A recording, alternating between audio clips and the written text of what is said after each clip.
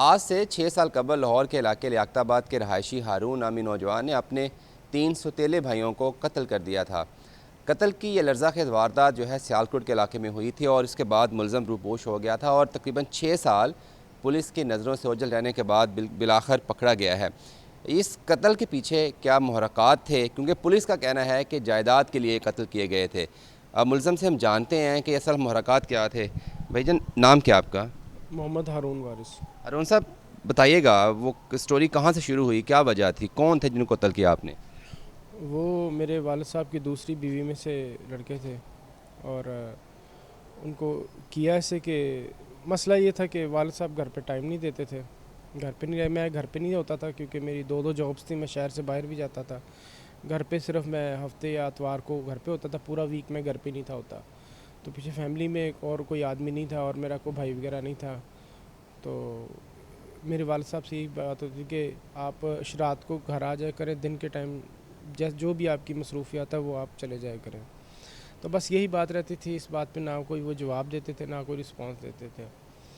تو پھر ہوا ایسے کہ میں نے رینٹ پہ گاڑی ایک لی اور ان کو ادھر یوحنا آباد کے علاقے سے گاڑی میں بٹھایا، یہ بول کے کہ باہر کہیں چلتے ہیں، کھانا کھا کے آتے ہیں۔ تو یہ کہہ کر ان کو لے کر گیا۔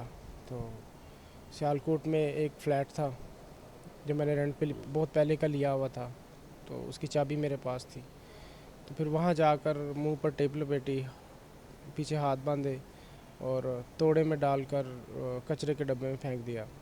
پھر اس کے بعد وہ جو گاڑی تھی وہ میں نے واپس لاہور آ کر ایک ہسپتال کی پارکنگ میں کھڑی کی اور جو گاڑی کا آنر تھا اس کو فون کر دیا کہ تمہاری گاڑی فلانی پارکنگ میں کھڑی ہے اور چابی میں نے تمہارے گھر کے ایڈریس پہ TCS کر دی ہے، وہاں سے جا کے لے لینا۔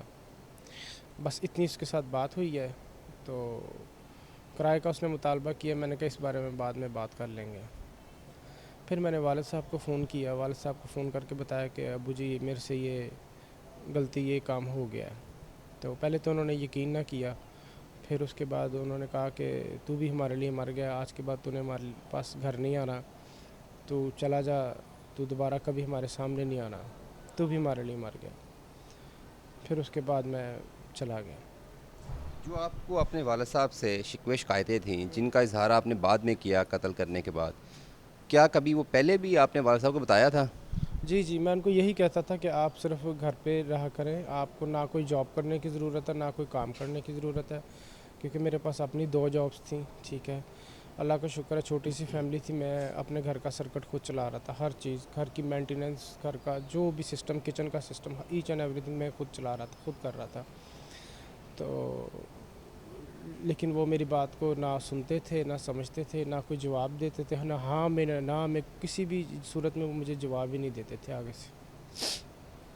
بچوں کی عمریں جو صاحب کے سوتیلے بھائی تھے کم تھیں، 10-11 سال سے کم ہی تھیں۔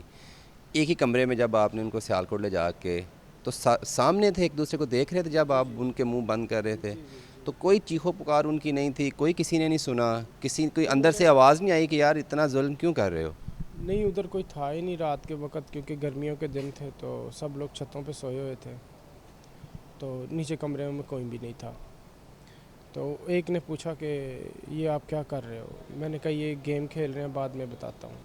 فلیٹ پہ قتل کرنے کے بعد وہ بوریوں میں آپ نے ان کی باڈی ڈال کے باہر جب کچرے میں پھینکی، کسی نے نہیں دیکھا، کوئی یہ ڈر میں نہیں آیا کہ کوئی دیکھ لے گا، مطلب کوئی خوف ذہن پہ کیا طاری تھا یار، مطلب ایسا پڑھے لکھے نوجوان تھے آپ؟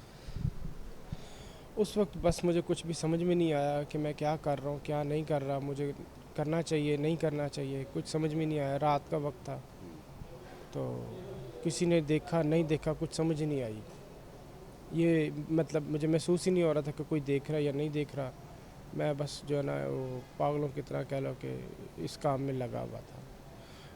اور جب یہ کام ہو گیا، والد صاحب کو فون کیا، تو پھر اس کے بعد مجھے سمجھ میں آیا کہ میں نے بہت بڑا غلط کام کیا ہے، مطلب خود ہی موت کو گلے لگا لیا ہے۔ اچھا، بچے جو ہے نا وہ معصوم ہوتے ہیں، کہا ہی جاتا ہے معصوم ہے۔ 6 سال بعد آپ پکڑے گئے ہو، تو 6 سال میں کبھی بچوں کی وہ چیخو پکار، وہ کبھی یا ذہن کانوں میں آئی ہے ان کی معصومیت؟ جی آتی تھی، جی روز آتی تھی، لوگوں کے بچے دیکھتا تھا جب، ٹھیک ہے، یاد آتی تھی۔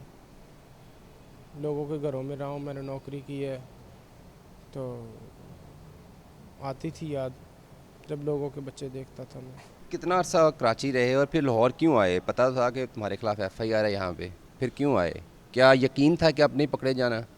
نہیں, ایف آئی آر کا مجھے نہیں تھا پتہ. مجھے یہ اپنا, میں 5 سال ادھر میں نے نوکری کی, ٹھیک ہے, تو زیادہ ڈر جو تھا وہ والد صاحب کا تھا. والد صاحب کا جب انتقال ہو گیا تو پھر میں نے کہا کہ کوئی ایف آئی آر نہیں ہوگی, کچھ نہیں ہوگا. تو پھر میں اس کے بعد جا کے میں گھر اپنی والدہ سے اتنے سالوں بعد ملا میں, ٹھیک ہے. اپنی بیٹی کو دیکھا میں نے, کافی بڑی ہو گئی تھی, ٹھیک ہے.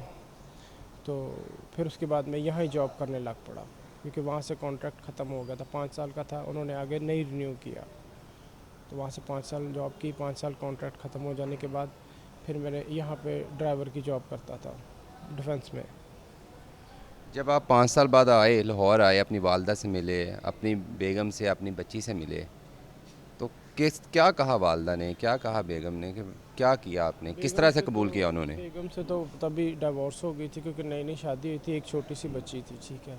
تو جب میں چلا گیا, نہ رہا گھر پہ, تو انہوں نے کہا کہ ہماری لڑکی کی زندگی برباد ہو جائے گی, ہم اس کی شادی کہیں اور کر دیں گے, آپ طلاق دے دیں.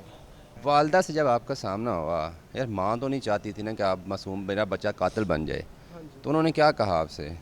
انہوں نے مجھے یہی کہا کہ تم نے بہت زیادہ غلط کیا, اپنی زندگی برباد کر لی ہے, ختم کر لی ہے. نہ تمہاری بیوی رہی ہے, نہ تم ہمارے پاس رہے ہو, اور بس یہ باتیں ہوئی تھیں. انہوں نے بہت ہی زیادہ بے عزت کیا, لعن طعن کیا, بہت ڈیگریڈ کیا, تو بس یہ باتیں.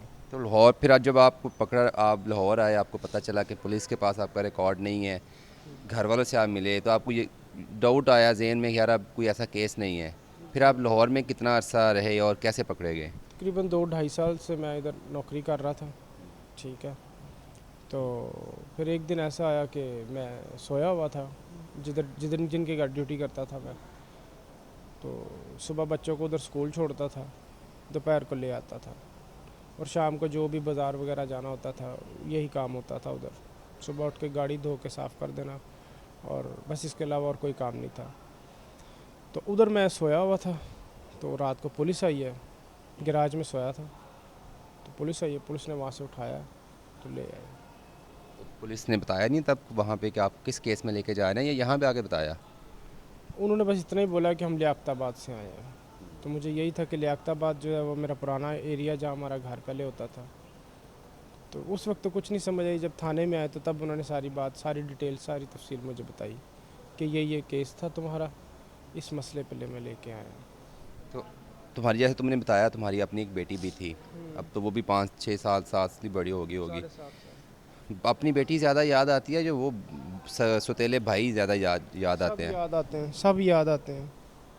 آپ محنتی تھے, یہ تو ٹھیک ہے, آپ ایک فرما میری بردار تھے. بات تو پوری کر ایک دیں. آپ کی غلطی تھی, ایک آپ نے غلطی تو کی ہے, اس کا تب آپ کو خمیازہ بھگتنا پڑے گا.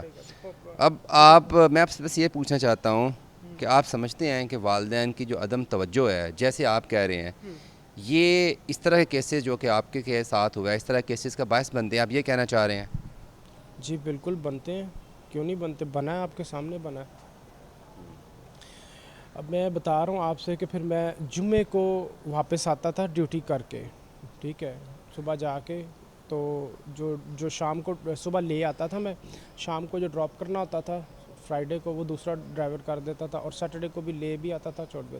یہ بھی بتائیے گا کہ میڈیا پہ خبر یہ آئی تھی کہ جائیداد کے لیے آپ نے ستیلے بھائیوں کو قتل کیا ہے, کہ اس حد میں کس حد طاقت ہے؟ جائیداد کے بارے میں تو کوئی بات ہی نہیں چل رہی تھی, ٹھیک ہے, کیونکہ ہمارے گھروں میں سب کے پاس اپنے اپنے گھر تھے, ٹھیک ہے. کسی کے پاس ایسا نہیں کہ اپنا گھر نہیں تھا, سب کے پاس اپنے اپنے گھر تھے, ٹھیک ہے. جائیداد کا کوئی رولا نہیں تھا, ٹھیک ہے. سب پڑھے لکھے تھے, سمجھدار تھے, نوکریاں کرتے تھے, کماتے تھے, کھاتے تھے. جائیداد والا وہ سین نہیں تھا کہ اتنی زمین ہے تو یہ ہے تو وہ ہے, ایسے ویسی کوئی بات ہی نہیں تھی. تو جو آپ کے والد صاحب کی دوسری بیوی تھی, اس سے معافی مانگی, یہ ملی؟ ان کے ساتھ میری ابھی تک کوئی ملاقات ہی نہیں ہوئی, انہوں نے میرے ساتھ کوئی بات ہی اگر نہیں آپ کو موقع ملے آمنے سامنے آنے کا, تو معافی مانگ لیں گے اس سے؟ جی معافی تو مانگنی چاہیے. اگر ہم اللہ تعالیٰ سے ہر وقت معافی مانگتے رہتے ہیں نمازوں میں, تو انسان سے بھی معافی مانگنی چاہیے. انسان غلطیوں کا پتلا, میری غلطی جو ہے وہ معافی کے قابل تو نہیں ہے, لیکن معاف کرنے والا اللہ تعالیٰ کی ذات ہے، وہ بہت ہی غفور و رحیم ہے، اور اگر وہ معاف کر دے تو مجھے ایک نئی زندگی مل جائے گی۔ انہوں نے جو کرنا ہے اب میرے لیے نہیں کرنا، میری چھوٹی سی بچی کے لیے کرنا ہے۔